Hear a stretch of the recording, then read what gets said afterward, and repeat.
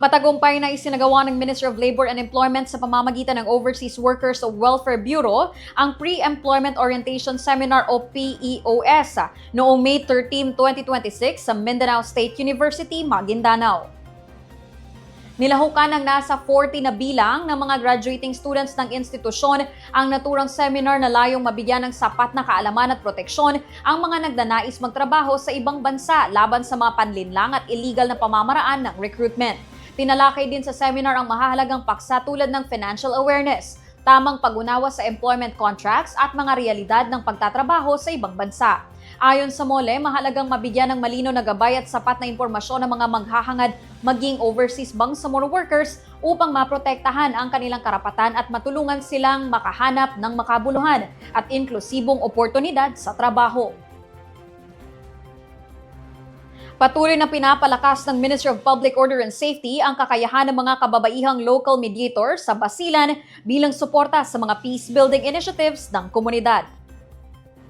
Isinagawa noong May 2 hanggang May 3, 2026 sa Lanote, Basilan ang Capacity Development Training for Women Local Mediators and Provision of Support to Local Mediators Group na layuning palakasin ang kaalaman at kasanayan ng mga kababaihang mediator sa pagresolba ng mga sigalot, partikular ang mga alitang may kaugnayan sa eleksyon o election-related rido. Dinaluhan ito ng mga women local mediators mula sa iba't ibang barangay at bayan sa Basilan upang magkaroon ng palitan ng kaalaman, karanasan at mga epektibong pamamaraan sa pagpapanatili ng kapayapaan sa komunidad. Ayon sa mga kalahok, malaki umano ang naitulong ng pagsasanay upang mas mapalalim ang kanyang pag-unawa sa tungkulin bilang tagapamagitan sa kanilang lugar. Binigyang diin naman ng Community Affairs Officer ng Basilan na mahalagang haligi ng kapayapaan sa komunidad ang mga local mediators dahil sila ang tumutulong sa mapayapang pagresolba ng mga hindi pagkakaunawaan. Kabilang sa mga pangunahing paksa ng pagsasanay ang pag-unawa sa rido o clan conflict sa panahon ng eleksyon